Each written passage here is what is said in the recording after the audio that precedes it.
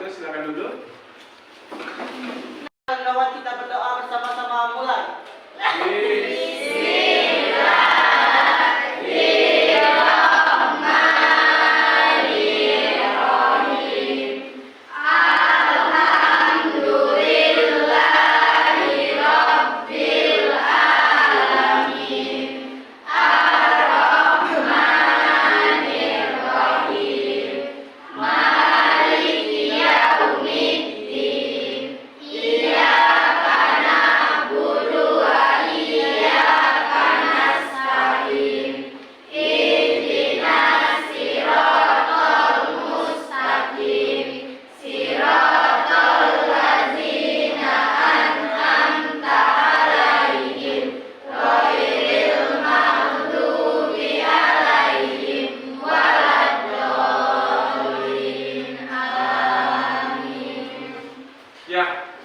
Setelah itu marilah untuk supaya kita selalu mengingat kepada negara, lebih baiknya kita menyanyikan lagu Indonesia Raya terlebih dahulu. Baik, untuk anak-anak silakan untuk berdiri.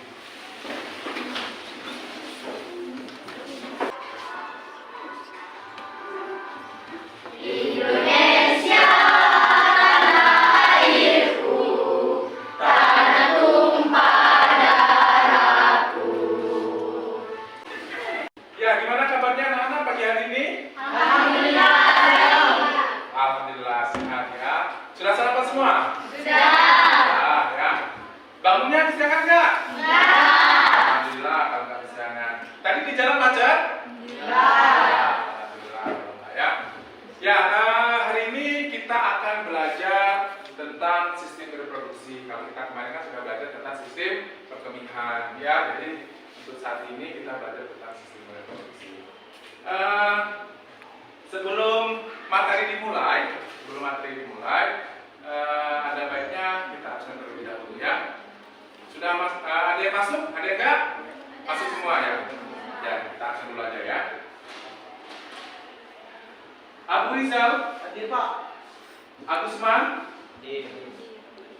Anggi, Hadir Pak. Anggun, Hadir Pak. Apriliansa, Hadir. Cinta Lestari. Hadir Pak. Hadir Pak. Oke, hadir semua ya. Ya, hadir semua ya. Oke ya. Nanti sudah saya jelaskan tadi bahwa kita hari ini akan belajar tentang sistem reproduksi ya. Sistem reproduksi ini kita akan menggunakan metode pembelajaran storytelling ya, storytelling. Jadi nanti ada tanya jawabnya, kemudian nanti ada diskusinya, kemudian nanti ada pertanyaan-pertanyaan yang harus kalian jawab. Ya, paham ya untuk metode pembelajaran pada hari ini? Paham. Ya. Oke. Materi kita mulai. Lebih baiknya supaya kita lebih semangat lagi, supaya pembelajaran kita bisa bermanfaat, kemudian supaya pembelajaran kita ini bisa masuk ke dalam pikiran kalian. Lebih baiknya kita ada ada senam ya, senam penguin dari SMA Negeri 1 Trenggalek ya, dari SMA Negeri Trenggalek. Mungkin ada satu siswa yang ingin memberikan contoh atau teman-temannya bisa melihat gayanya. Silakan siapa? Saya Pak. Oke, silakan maju ke depan. Oke, yang lain silakan berdiri, kita senam bareng-bareng. Oke?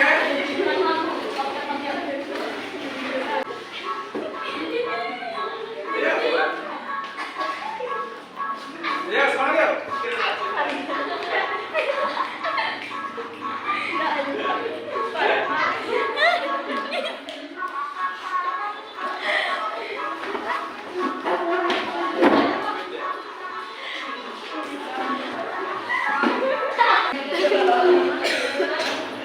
Ya, itu salah satu senam penguin dari SMA Negeri 1 Trenggalek ya.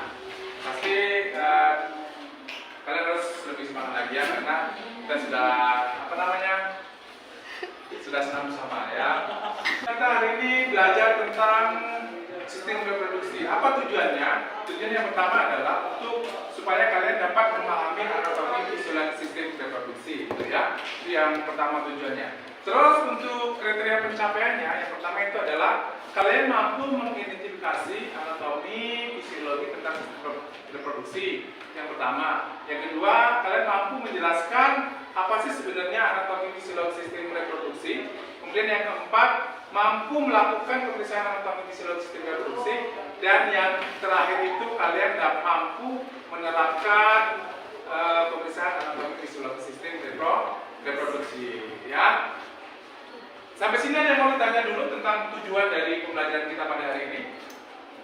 Ada yang mau ditanya? Oke, kalau belum ada yang ditanya, mungkin saya akan menyampaikan sedikit materi tentang sistem reproduksi ya. Walaupun kalian kelas 10, tetapi kalian harus tahu bahwa anatomi sistem reproduksi itu sebenarnya seperti ini ya. Ini hanya untuk materi saja, tetapi kalian bisa memahami sebenarnya sistem reproduksi pada laki-laki itu seperti apa. Ya, ini ada anatomi saluran reproduksi pada pria, salah satunya adalah penis ya.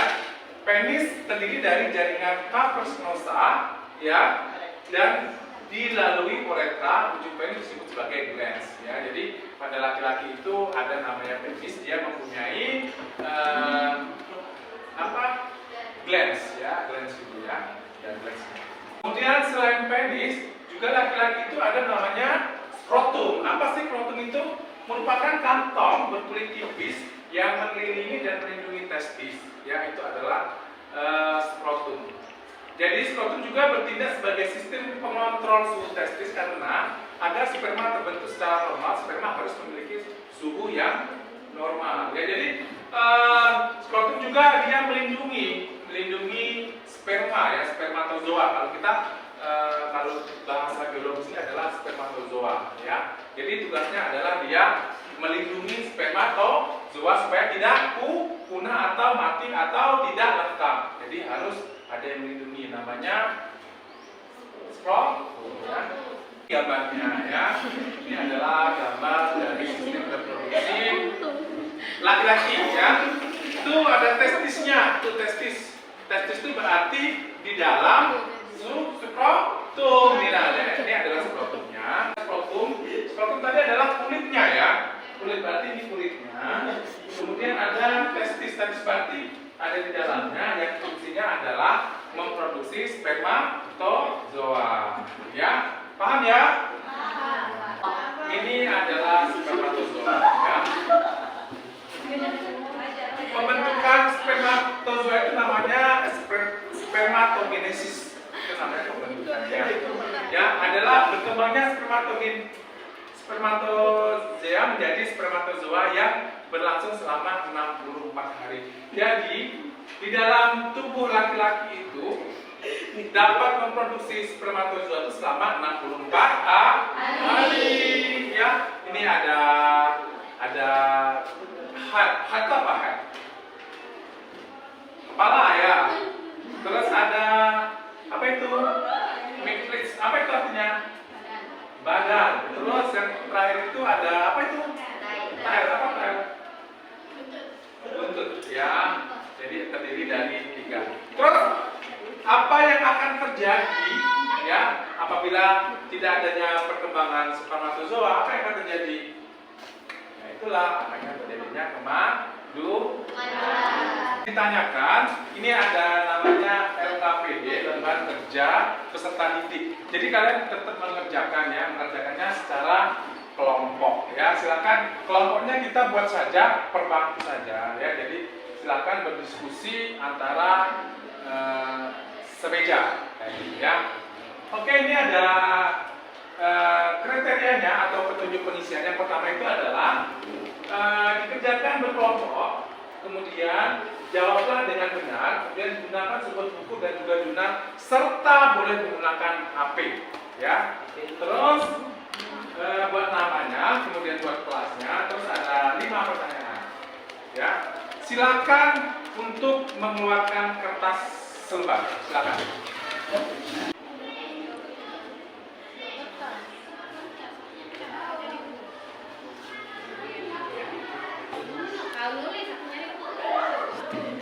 Dari pembelajaran kita pada hari ini, siapa yang bisa menyimpulkan pada pembelajaran pada hari ini? Silakan.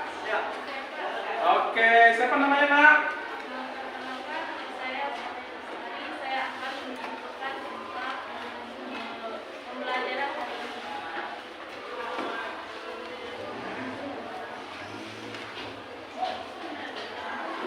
Ya, silakan. Kesimpulannya hari ini tentang pembelajaran tentang reproduksi pada manusia. Reproduksi pada manusia ini adalah reproduksi manusia dan pada wanita dan juga pria. Pada pria ini terdapat 3, yaitu ada testis, skrotum, dan juga penis. Dan pada wanita ada ovarium, ada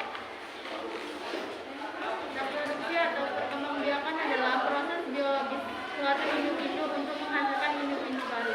Reproduksi yaitu merupakan cara dasar mempertahankan diri yang dilakukan oleh semua bentuk kehidupan oleh pendahulu sejak individu organisasi untuk menghasilkan satu generasi selanjutnya. Tujuan dari reproduksi merupakan suatu proses biologi yang dilakukan oleh organisme untuk menghasilkan keturunan yang baru. Tujuannya adalah untuk mempertahankan jenisnya dan melestarikan jenis agar tidak punah. Reproduksi dibedakan menjadi 2, yaitu reproduksi seksual dan reproduksi aseksual. Fungsi utama sistem reproduksi pria berfungsi untuk memproduksi penyimpanan. Mungkin itu saja yang dapat kami simpulkan dari pembelajaran hari ini. Lebih dan kurang mohon maaf. Oke. Ya, oke. Itulah ya tadi kesimpulan dari teman kalian, Intan dan juga siapa? Ya, yang terakhir ini ada namanya refleksi ya. Refleksi ini adalah suatu kendala-kendala apa saja sih yang kalian rasakan atau yang kalian yang kalian ketahui tentang sistem reproduksi. Adakah kendala-kendalanya atau yang kurang paham tentang materi pada hari ini? Ada? Oke, tidak ada ya? Oke, kalau tidak ada, mungkin pembelajaran kita pada hari ini cukup sekian ya. Silakan untuk ketua kelas memimpin doa. Silakan.